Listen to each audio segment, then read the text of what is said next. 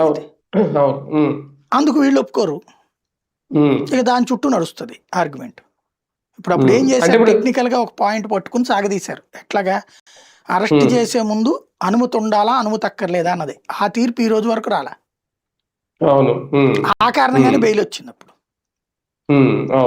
ఆ కారణంగానే అట్లా ఉంది కాబట్టి ఈ లోపు ఆయన అనారోగ్యం పాలయ్యారు కాబట్టి అనారోగ్యం కారణంగా బెయిల్ ఇస్తున్నామని, ఆ తర్వాత రెగ్యులర్ బెయిల్ వచ్చేసింది ఇక్కడ.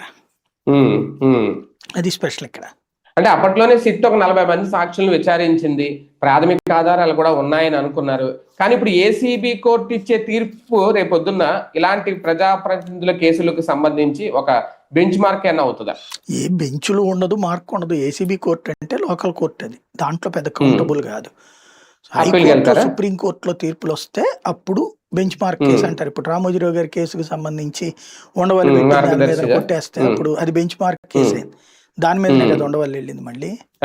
అట్లాగే అంటే ఇప్పుడు దేశంలో ఎవడన్నా సరే దొంగ కంపెనీలు పెట్టినటువంటి వాళ్ళకి అది bench mark case. Ramoji Rao case పెట్టేసేసి ఆ తర్వాత మేము తీసేసాంలే అని చెప్తే కనుక కేసు క్లోజ్ చేసేయాలి. అది అట్లాగే ఇక పైన ఇది ఒక బెంచ్ మార్క్ కేసు అనమాట. అంటే ఇప్పుడు జగన్మోహన్ రెడ్డి మీద కూడా అక్రమాస్తుల కేసులు ఉన్నాయి, ఇప్పటికే ఒక రకంగా ఆయన బెయిల్ మీద బయట ఉన్నట్టే.